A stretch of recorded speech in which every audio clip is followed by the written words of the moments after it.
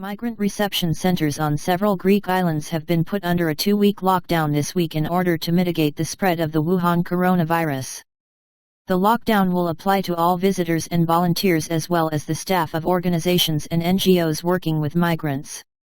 Services at the reception centers, such as schools and other facilities, will also be shut down. The Greek Migration Ministry announced the measures on Tuesday, according to a report from newspaper Kathimerini, and migrants will be told not to leave the reception centers, while sanitation is expected to be increased throughout the camps.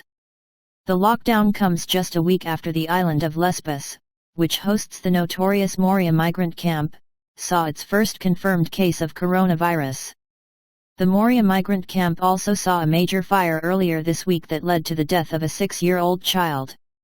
NGO Doctors Without Borders, MSF, has called on the Greek government to evacuate the migrants from the islands instead of locking them down, arguing that the poor sanitary conditions of the overcrowded camps were perfect conditions for the spread of the virus.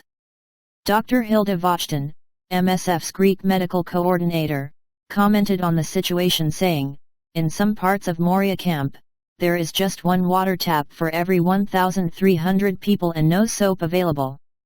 Families of 5 or 6 have to sleep in spaces of no more than 3 square meters. It would be impossible to contain an outbreak," Dr. Vochten said.